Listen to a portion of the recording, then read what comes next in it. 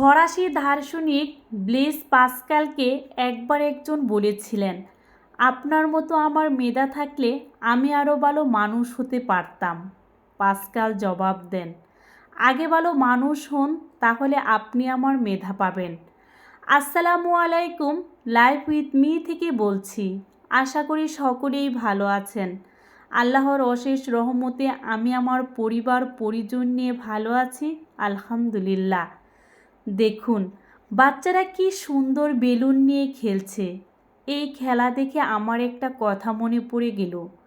আমি যখন intermediate final exam দিয়ে ফেলি, তখন বাসায় না বিভিন্ন ধরনের বই পড়তাম। কোনো এক বইতে এই বেলুন নিয়ে একটা গল্প পড়েছিলাম। গল্পটা এখনও মনে নাড়া দেয়। আর সেই গল্পটা আপনাদের সাথে শেয়ার করতে যাচ্ছি। একজন লোক মেলায় লাল, নীল, সবুজ, হলুদ ইত্যাদি অনেক রঙের বেলুন বিক্রি করত। এই বেলুন বিক্রি করেই তার জীবিকা নির্বাহ করত। কখনো কখনো তার বিক্রি কমে গেলে সে হিলিয়াম গ্যাসে ভর্তি একটি বেলুন আবার আকাশে উড়িয়ে দিত।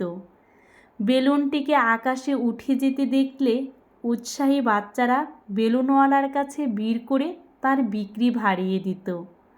সারাদিন এই পদ্ধতিতে বেলুনওয়ালা বেলুন বিক্রি করত।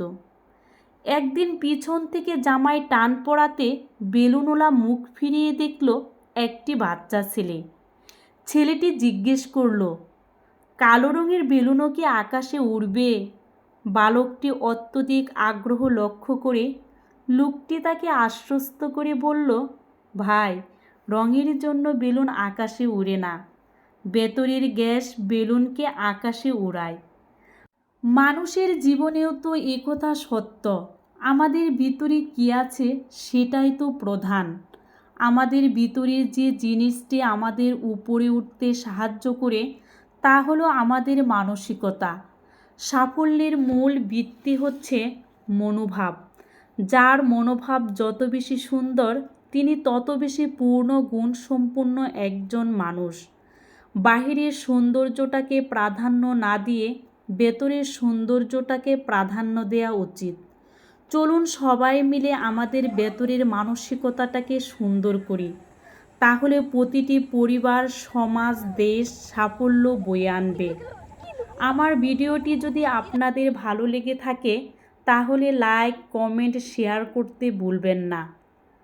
আর কেউ যদি ফেসবুক পেজ থেকে আমার ভিডিওটি দেখে থাকেন, চাইলে পেজটিকে ফলো দিতে পারেন। ধন্যবাদ সবাইকে ভিডিওটি দেখার জন্য। আল্লাহ হাফেজ।